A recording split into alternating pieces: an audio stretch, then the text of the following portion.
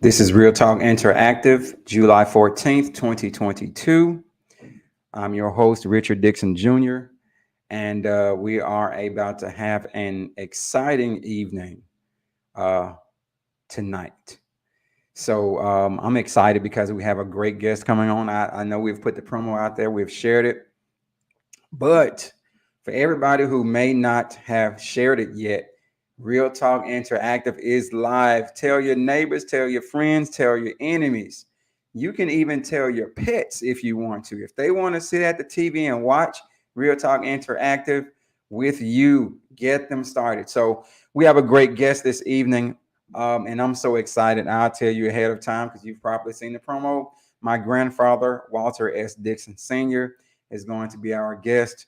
Um, and so, as we always do, we're going to play a songs to allow us time and me time to share it, what's going on tonight, because the YouTube links and the Facebook links, they change. So we're going to get things going with Soldier by John Howard. And while this song is playing, as it ministers to you, make sure you do your part. Let's share it because this is so exciting to hear what my grandfather has to say. We're gonna hear some great things about his life. So, all right, let's get it going.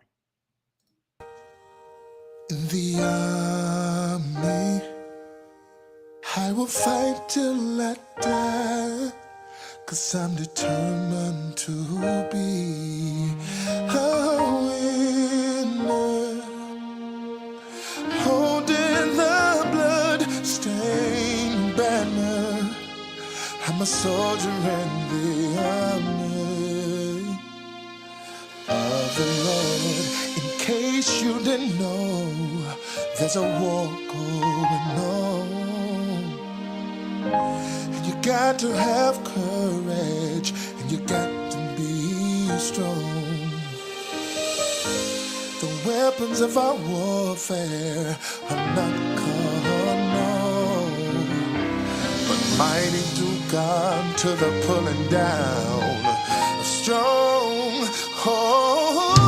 I'm a soldier, yes I am, in the army. See, I will fight till I die, 'cause I'm determined to be a winner, holding the blood-stained banner.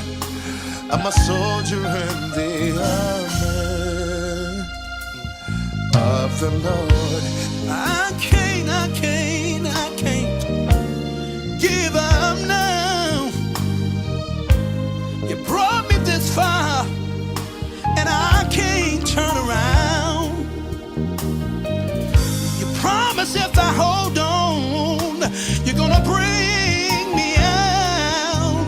So I'll be steadfast, unmovable, until I get my crown. Yeah, yeah. I'm a soldier in the army. I will fight till I die.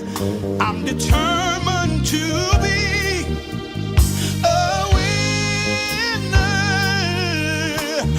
holding the blood-stained banner. I'm a soldier in the army of the Lord. Those situations, they may seem too hard to bear.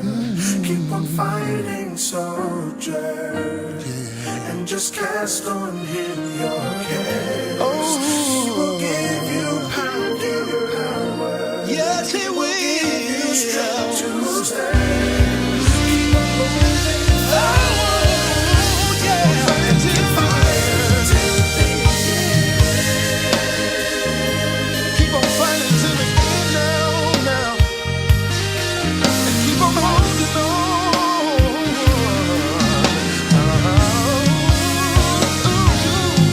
Listen.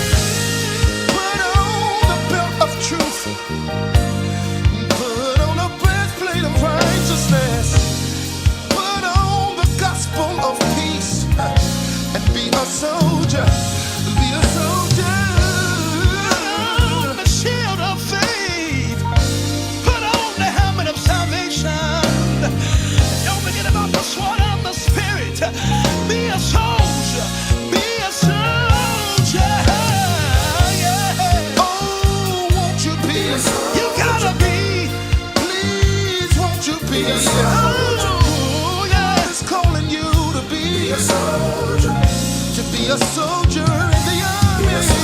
Hey, you need to be a soldier. Be a soldier. Hey, you gotta be you gotta be a soldier. Stand up for what you know is right. Come on, John. Don't take down for nobody or nothing. Hey, keep on holding. Keep on holding on. Keep on holding on. Don't you give up, no. Don't throw in the towel. Be a soldier. Head up. Hold your head up high. Oh yeah. I'm a soldier in the army, and I will fight till I die, 'cause I'm determined to be a winner, holding a blood-stained banner. I'm a soldier in the army of the Lord. Yeah, yeah. Oh, yeah. Soldier in the army of the Lord. Oh, yeah. Ooh, yeah, yeah. Army of the soldier.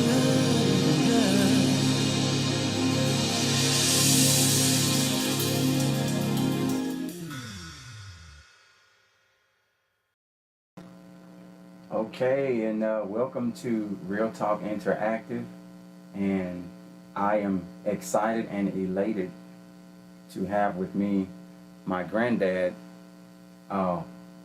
Walter S. Dixon Sr. So happy and excited to have him with me, and this is somebody who is famous to me. I was just telling Granddad, I said, Granddad, you know you're famous. And he said he doesn't know about that. He said he's over. I said, my granddad is famous to me. My granddad beats out any movie star, any action star that we can think of. He is a legend to me, somebody that I've always looked up to. And I just thank God for my granddad. I'm proud of my granddad. I tell all of my friends about him, my co-workers about him. I'm just proud of him, and I'm proud of the life that he's lived. And I know others can say that about him too. So, Granddad, we thank you for allowing us to talk with you today. Yes. About this, and we just want to get some wisdom from you. You know, you can't say that about a lot of people. A lot of people who are old, you know, it used to be said when you're elderly you have wisdom, but I don't think you can say that today. Just because you're elderly doesn't mean you have wisdom. So I know my granddad has wisdom. So, Granddad, tell us about yourself. You, the person. How would you describe yourself? I don't know what terms in which you're talking. I'm a common servant, born in the hills of Mississippi, out at Macon, Mississippi, and raised up in the country, raised up by people who from the Methodist Church form, and I've always had a respect for and thoughts concerning God from way back, and God has been with me a long time. So raised up on a farm, chopping cotton, picking cotton, and doing whatever else was to be done. And in 1947, let me see now. I got to get my thoughts together. It's all right. December 7, 1941. That's when it was, 1941. I was drafted there during the 40s, and of course I went into the Navy in 1944. And stayed in until 1946. When I got out, I was in the Navy. I didn't go on in combat, but I don't forget the name of the island we were on over there in Pearl Harbor. Okay. And that was in Hawaii. Yes, sir. And of course, being brought up in the church from many instances, different religious people, I became acquainted with some young men who was in the armed force, in the Navy as I was. And the young man was from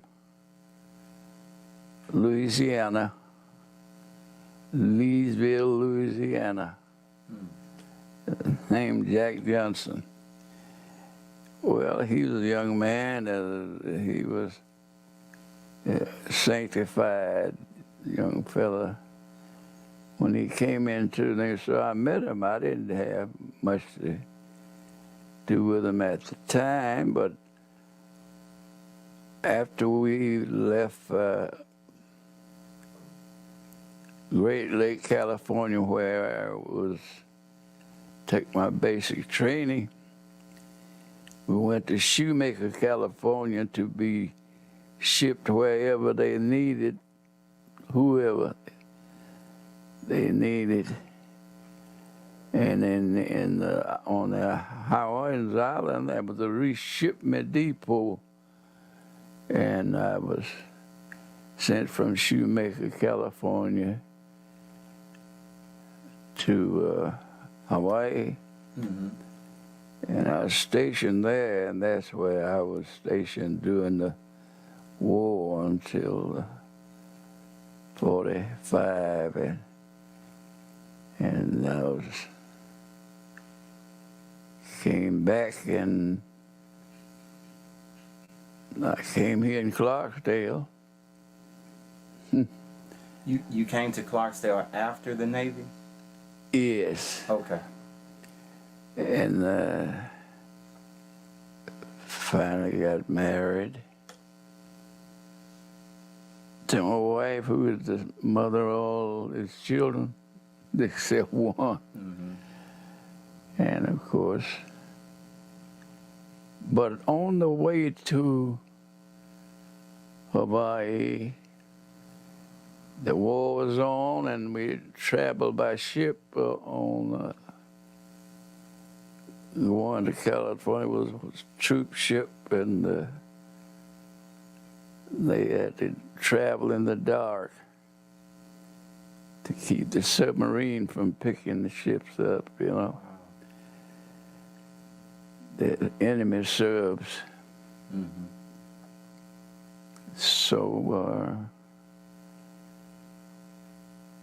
I think it was about 5 days on the sea going to the islands we were on. But at any rate,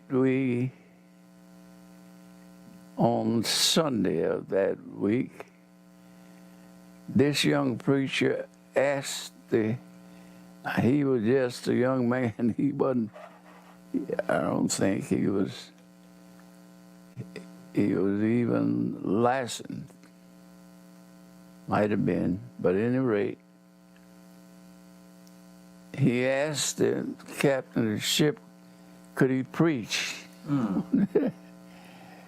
So the man, he was a gutsy little fella. So he said, yeah. Back at that time, you know, everybody was concerned because the war wasn't going so good. World War II. And he let him preach. And as we were going on, this young man got up and preached. He was a sanctified preacher. And he started preaching, and two young men was over there gambling on the ship where we were going. And when he got to preaching, I wasn't paying much attention, but after he started preaching, I noticed as he preached, two young men that was gambling over there, rolling dice, gambling on the ship as we went. They stopped gambling, put the dice in the pocket, Wow. and sat there and went to crying. Wow. His preaching, I wasn't paying much attention. When I saw that, then I got concerned about, you know, what he was saying. And whenever I saw them crying, it kind of touched me. So when we landed, they had a little place there, and this preacher started having services at the camp. And was this in California where you all landed? No, we were in California then. This after we landed in the island of Hawaii. Okay. On the island, the big island. There was some empty barracks. They was built there, and they established a reshipment depot where they would ship material and goods and men and whatever. So the ones that down under, when they on the battlefront, they wouldn't have to come back to the United States to get it. They just come out of this reshipment depot and reload up and go back to the field, the front way. But at any rate, this young man, he started to having services, you know, preaching, and fellows that would come around and listen to him. And I heard him preaching. He's preaching holiness. Well, I was brought up in the Methodist church, and we always laughed at them folk. we didn't understand that. So I started attending his services. And after attending his services, I began to believe in sanctification and holiness. And so he finally, this young preacher had a few of us that accepted the sanctification and holiness. And he baptized us in the on the beach there. Wow. In Hawaii. In 1940, during 1945. And my first real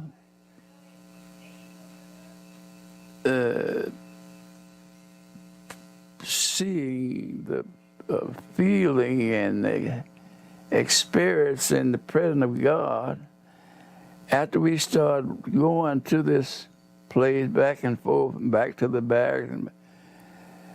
So we'd have service every day after we did our duty. That evening we'd have Bible teaching and all that. We had connection back here with the United States. We had Sunday school books somewhere. And so we'd have prayer service, and all of them just about left and went to the barracks after the prayer service. But I didn't go. For some reason, I wasn't through praying, so I stayed there. It's my first experience with the presence of God. And so I got up when I stopped praying on my knees, and I got up and started walking back toward the barracks. And all at once, the presence of God, the glory of God came upon me, around me, and I couldn't stand on my feet.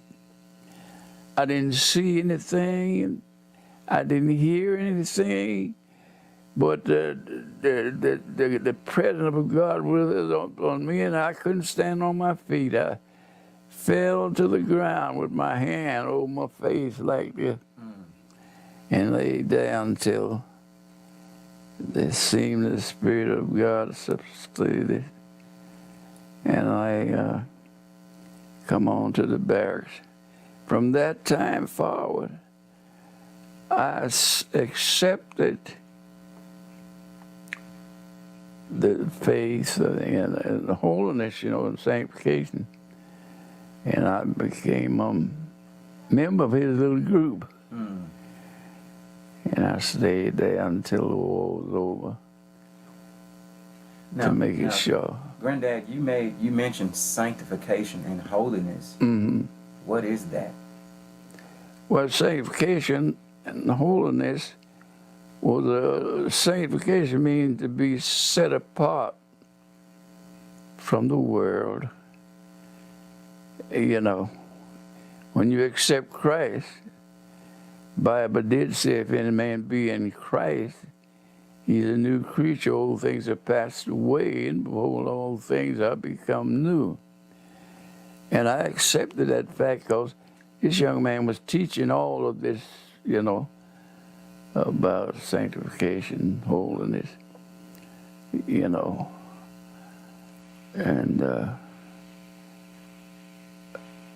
so I accepted that and strove to abstain from things that I was doing. And after that, when the war was over, to make it short, the war was over when they dropped the bomb on Hiroshima and the other in 1946. I shipped us back to Treasures Island, California, based there. We were there until the group I was with. We were there until they finally shipped us from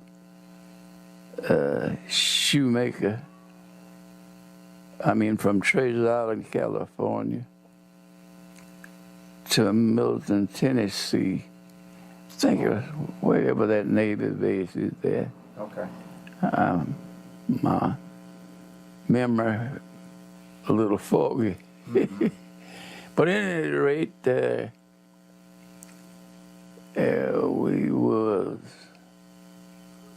separated to different areas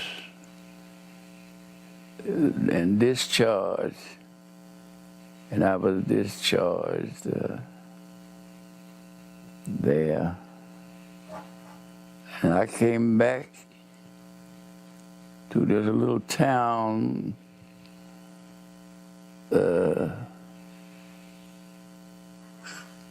Kruger, Mississippi. Kruger. Okay. My people were farming out there on a big plantation.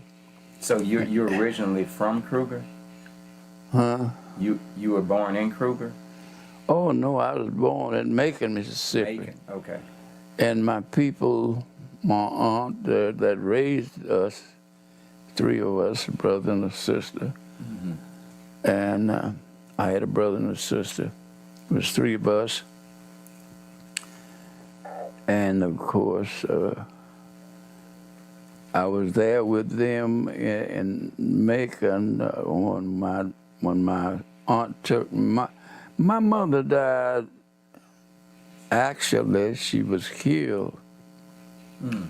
My mother was accidentally killed. Gun went off and killed her. Mm.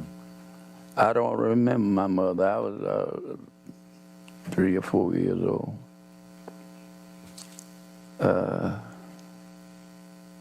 That's when my aunt, Lily Matthews, my daddy's sister, they first took my sister. She was the baby. They took her, and my daddy tried to keep us boys, 2 boys, with him. This is how I came up. And of course, he'd be working and we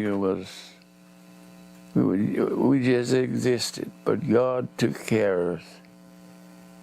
I can remember on some occasions, on one occasion especially, and when we was going from this is my early days of my life, when we would go a little footpath where we would go from where my daddy lived to where my aunt lived, who had my sister. So when me and my brother would go over there, we were little boys, and this grass would grow up. People that time, they'd cut the grass and make brooms out of it, you know. I don't know what kind of grass they call that. Mm-hmm. But at any rate, they had a little footpath where they'd go through it. So the Lord has been with me, I can say, in talk about many dangers, toils, Yes, sir. snares I've already come. Mm-hmm. The song said, we would be going over to my aunt's, me and my brother, where my sister was with my aunt, because my daddy would be going to work in this little pass, and they had an old dog that would get along in front of us and trot along, mm-hmm. hopping on his hind legs. Mm-hmm. And that dog, nobody trained him to that, but I know it was God. That dog would go along in front of us, and a snake be in the path where we were going. And that dog we would stop, stand back, and that dog would bark at the snake, and old snake would stand up from the ground, over a foot high from the ground, stand up and be striking at the dog. Wow. And the dog would jump at him and jump back and, find that old dog. When the snake hit at him, his head go down, the dog grabbed him, put him in his mouth and shake him like that and throw him out there. Wow. And kill him, And we would stand there until the snake quit wiggling and the old dog get back in front of us and take us on over to him. Wow. 2 months. And I know that was God. That's what we came through. And then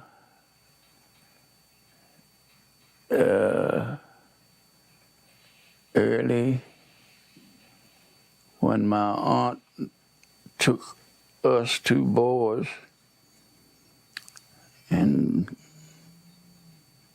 my dad married again, but they didn't stay together long, because he was in the country and she lived in town. And she would go back and forth to town, and finally they separated. And then my aunt took us all three. And then So that you only had two brothers. What? How many of you were there? my brother and a sister. A brother and a sister. Mhm. Oh. And let's see, it was 1926 it was. 1926.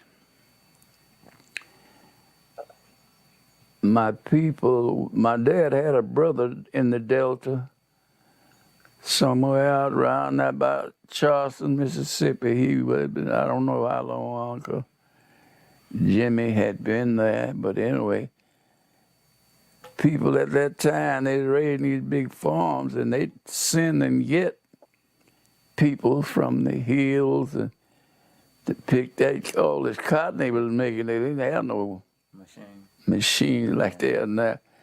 So my uncle come out there, and my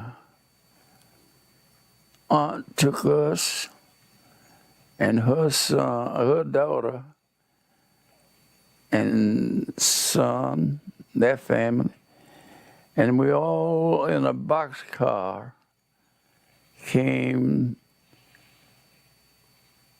down to Swan Lake, Mississippi. Swan Lake. And we came on a troop train, not a troop train, I'm getting mixed up. We came on a train. Okay. But a boxcar had our hogs and cows and everything in the boxcar. So you all took the We will come in. livestock and stuff with you too? Huh? You took animals with you? Yeah. Wow. They had in there where they had, I don't know how many cows and hogs they had in there. But anyway, that thing, they brought that boxcar, because we came on a train, and these livestock was on the boxcar. And that boxcar came all the way up to West Point, then cut across and come over to CNG, was Columbus and Greenville rail, and the Swan Lake, Mississippi. That farm out there, just a farm. If you know about Swan Lake, you know it wasn't no town, it's just a place, if I would say. And there, it was January, but they had cotton in the field like that, and people after Christmas and In January. Next year. And the man, let me retract that. It was in December when we got there. January and December. It was the 26th when we came. But anyway, the man on the farm gave all of us children a bag of Christmas stuff, you know, fruit and different things. And that was a year before the high water, 1927 Oh, flood. flood. Yeah. Okay. And we stayed there 1 year at Swan Lake. And my people was afraid of that water. They had never seen anything like that before because we came from the hills. Noxubee County out in the hills. Anyway, they stayed there 1 year and then they got afraid of that high water and they moved to Holmes County.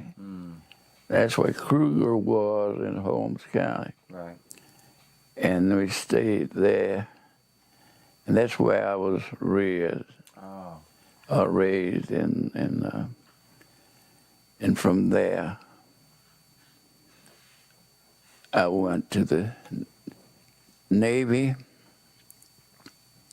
and I came back from the Navy, and my sister, by the time, she was living here in Clarksdale, so this way I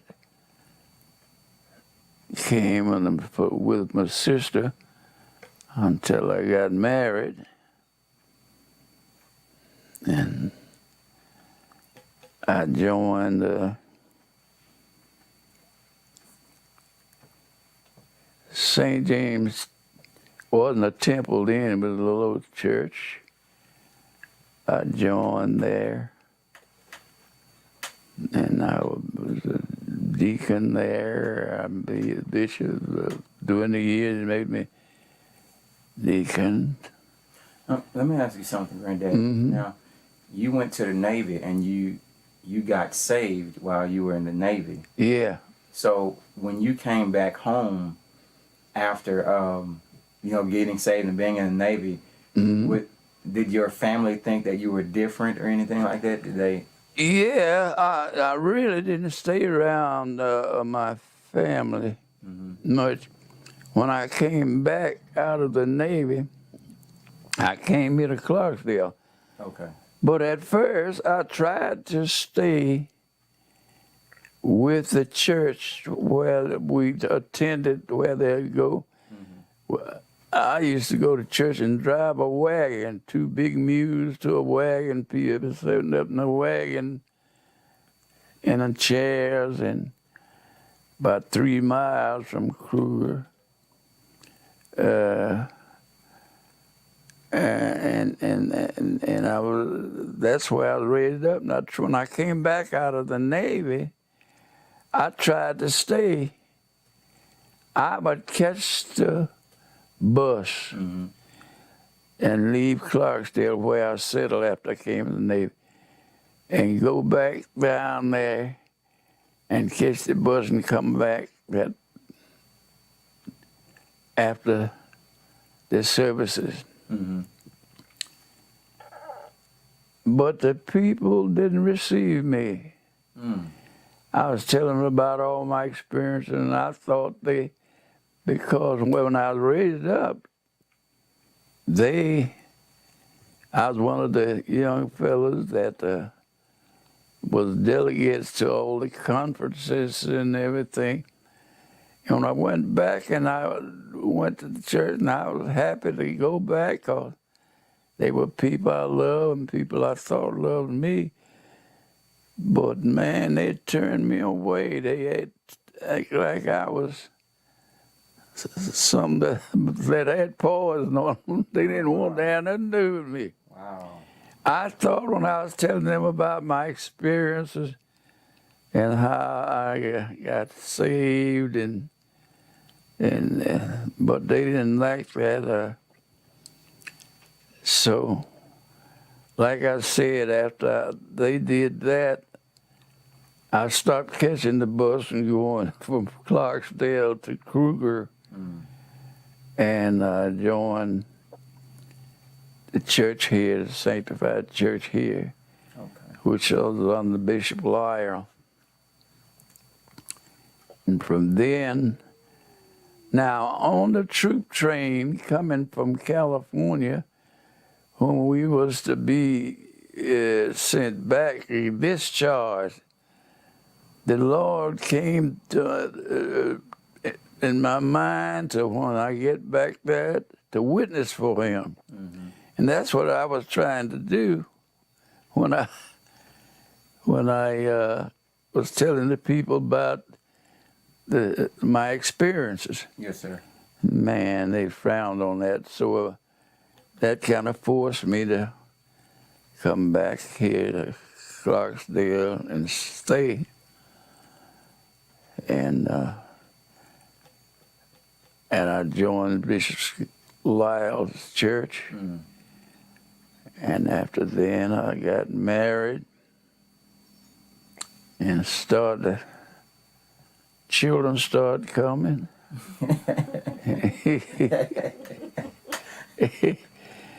And Bishop Lyle helped me to get this house. Bishop Lyle, I give him credit. And I put in for veteran loans, and the people didn't know who I was, and they thought I was somebody else. And because when they found out I was black, they didn't make now they had approved the loan. You see, back at that time, a VA loan would come if you was in the Navy or in any part of the service. But they had to, when they came in and they found out that who I was, they didn't get it. And so Bishop Lyle took this thing, this house up, and I moved here. And of course, I've been. And as I was about to say, when we was on the troop train coming from California to Tennessee to that naval base there, on the train, I was in one of them upward bunks on the train, troop train, and the Lord came up, and the Lord come up on me and just turned me over in the bunk, and I after that, I was telling the people about all this thing that happened. But during that period, the Lord revealed to me He wanted me to witness for Him, speak for Him. And that's where, when I tried to go back to the same place, I laid all this aside. Because I thought that I'd go back and the Lord was with the people. That's all I knew. And man, when they kicked me out, so to speak, I came back here and the Lord blessed me to find this church here in Clarksdale, and this is where I joined. It was St. James. St. James. And they finally, when they built the church, it's called St. James Temple. At any rate, after that, one night, wife and the children, I was working and I was going off out of town. We had a job out of town. Got in late. When I got here, wife and the children, they'd gone to church. We didn't have it. oh, I think it was two, William and Walter. Mm-hmm. But anyway, they was going to church, and I was here by myself. And I believe it was in this room where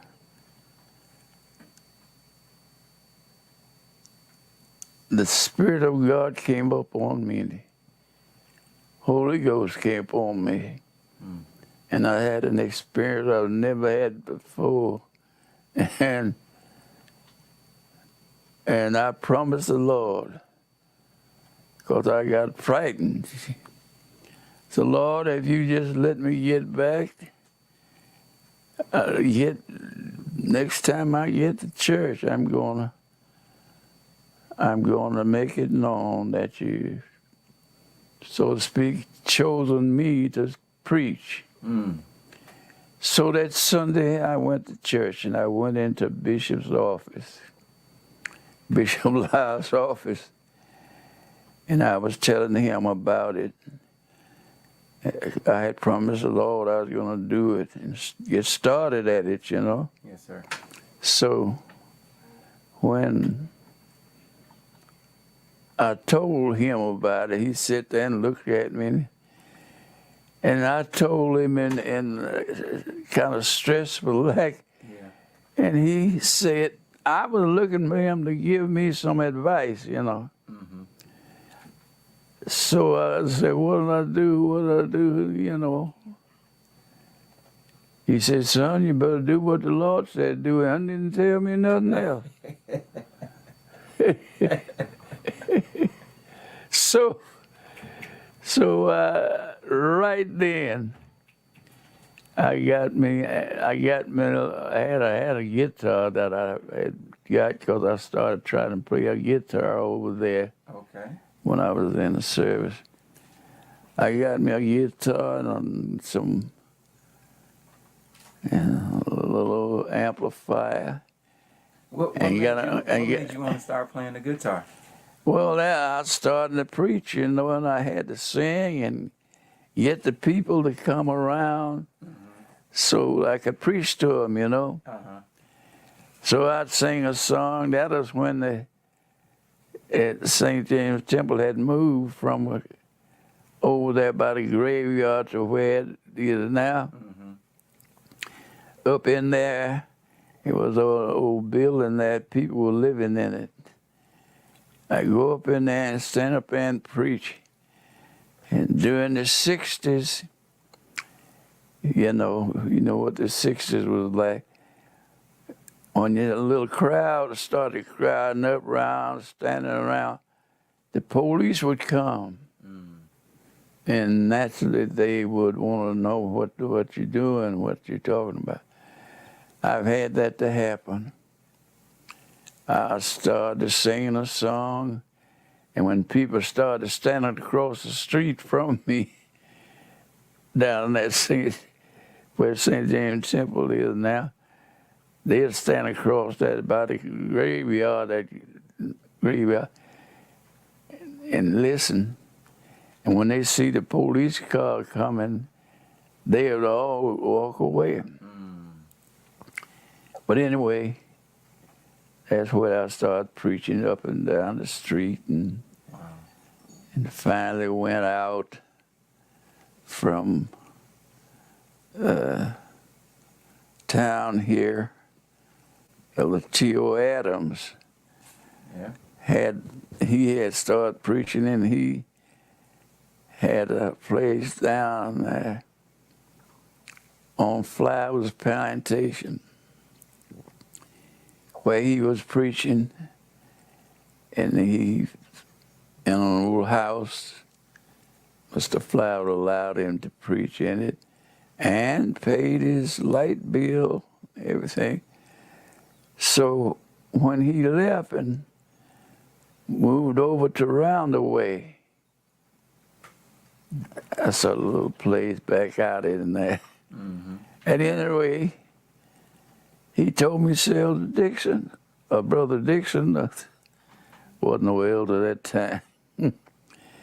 said, I'm moving over to another, but I got a church over there where he moved.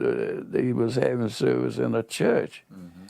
And said, if you go down there, you will probably get to use that place where I was.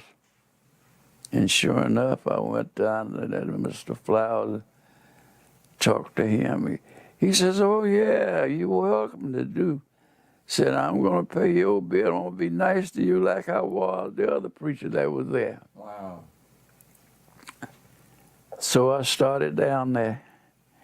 When I got about 15 people, man, I thought I had a big church. I baptized them in the grace ditch out there. And after I got so many there that was attending the plantation, a lot of people lived on the plantation that time. And of course, that's where my first experience of off of the streets to some little house was an old house with all of the petition taken down out of it, and they used it for the church. Okay.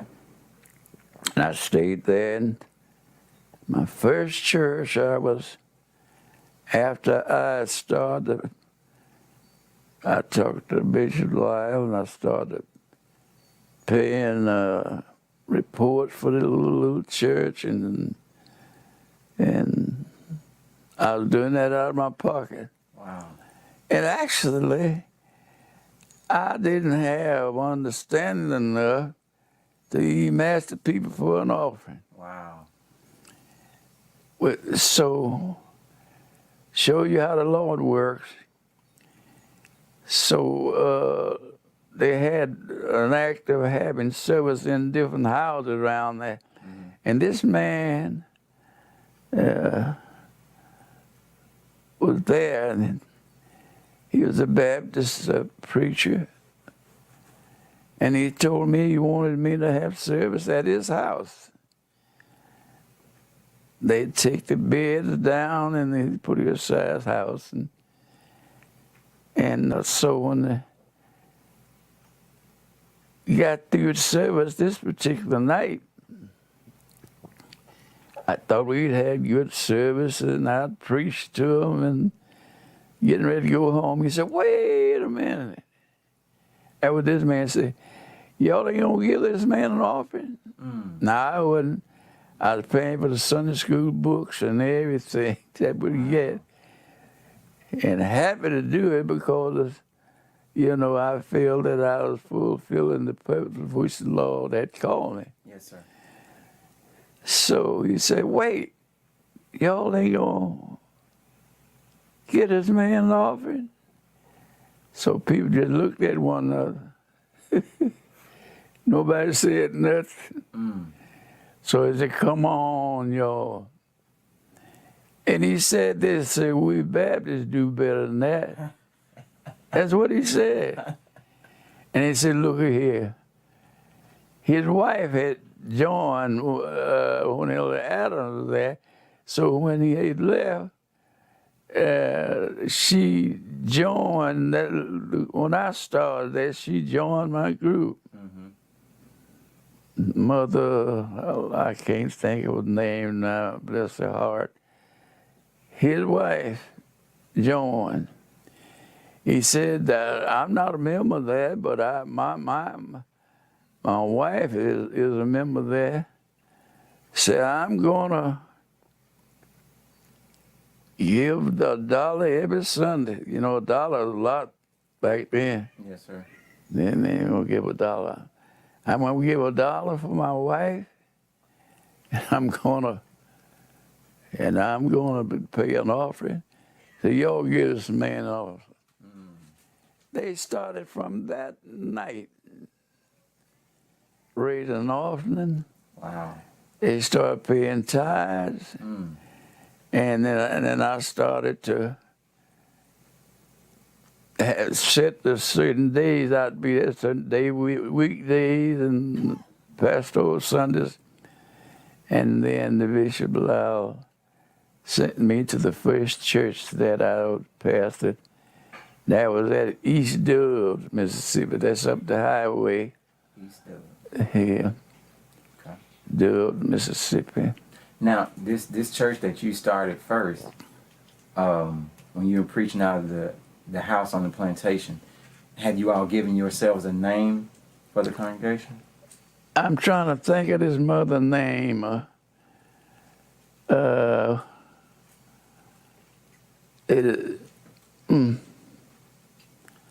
Why can't I think of her name? Cunningham. That his name was Cunningham. And Mother Cunningham, he named the church after Mother Cunningham, so he called the church Cunningham. So whenever I was appointed to this church, established church out there in the country up at East Dubs, Mississippi, up the highway from here, they when I had to set a pastoral day and I couldn't be there. There was a man that lived on the plantation, another preacher who would always be with me. Oh, I had that little old house full, and the people that lived on, a lot of people lived on the plantation at that time. They would visit, visitors. Mm-hmm. And of course, he told me, said, "El Dixon, if you ever leave from here, I'd like for you to let me have this place." I said, "Yeah, Mr. Flowers." So when I was appointed to pastor, I told Bishop Lyle, I said, "Bishop Lyle, since you appointed me at church, I'm going to give this to Elder Allen." That's who it was. Okay, Allen. And Elder Allen, he lived out there. He became the pastor. I gave it to him, and I went to East Dubs. Okay. From East Dubs, to make the thing short, I started pastoring at Darling, Mississippi. And from Darling, Mississippi, I started pastoring. He appointed me at church at Batesville. Church there, Powerhouse, they call it. Mm-hmm. The Garners, they were there, and when they moved, he was from Memphis. I became the pastor. And then when Bishop Scott became bishop after Bishop Lyle died, he told me, he said, Elder Dixon says, "I'm going to make you an appointment at True."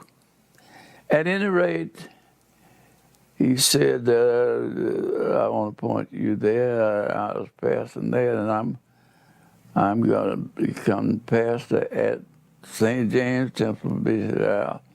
He became the jurisdictional overseer. Mm-hmm. And he appointed me there. I had from Batesville to while I was at Batesville, I was pastor at a church up there, Darling. Mm-hmm.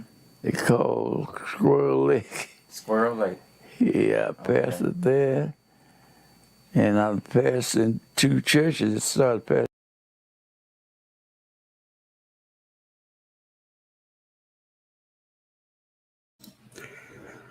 Okay, everybody. I know you had a great and grand time watching that. As you know, though, this is part one. And we had a grand time. I was visiting with my granddad, and he agreed to take time out. And as many of you have seen, his mind was and still is sharp. It's amazing. But next part two, get ready for part two because we're going to ask. I asked my granddad some great life lessons questions, and he answered them and gave us his advice. He gave us his wisdom. So I want you all to be ready. Be looking for a promotion of part two. It's going to be awesome, and I thank you all so much for your support. Thank you for your comments. We call this Real Talk Interactive, and you are the ones who make it live. You know, sometimes we do recorded videos, but your comments, your support, they make it live. You make it what it is. So I appreciate every one of you. My granddad, I don't know if I mentioned it in the promo. Well, the promo did, but my granddad is currently 102 years old. And for him to just dwell back on things of the past, it was just awesome just living, watching him relive the things he went through. But if you all paid attention, and this is a testament to the goodness of God, if you paid attention, when he talked about the presence of God, his eyes lit up. And I'm telling you, that is something that our God does for us. And it is because of God that he is where he is and that he's still with us. He's still a soldier. So be looking out, be looking for the promo that is going to come out for part two. God bless each and every one of you. Hey, we're going to end this as we did, as we came in, as we always do. We're going to end it with music by John Howard, Soldier. You all have a blessed night.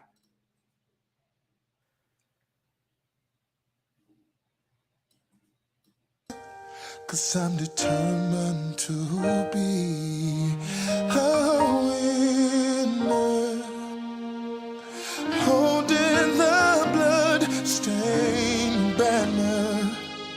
I'm a soldier in the army of the Lord. In case you didn't know, there's a war going on. You got to have courage, and you got to be strong. The weapons of our warfare are not carnal, but mighty through God to the pulling down. Hey, everybody, listen. As the music is playing, I just want to give a shout out to my wife, Jennifer Dixon, and JD Designs. All of this production is done by Jennifer Dixon and JD Designs. I forgot to give a shout out to her and the wonderful production she does. So, shout out to her. She does a great job. She makes all of this look so awesome. So, thank God for my wife and the production that she does for this. I'm a soldier in the army of the Lord. I can't give up now. You brought me this far, and I can't turn around. You promise if I hold on, you're gonna bring me out. So I be steadfast, unmovable, until I get my crown. Yeah, yeah, I'm a soldier in the army. I will fight till I die. I'm determined to be a winner, holding the blood-stained banner. I'm a soldier in the army of the Lord. Those situations, they may seem too hard to bear. Keep on fighting, soldier, and just cast on him your cares. He will give you power. Yes, he will. Give you strength to stand. Keep on moving. Oh, yeah. Fighting till the end.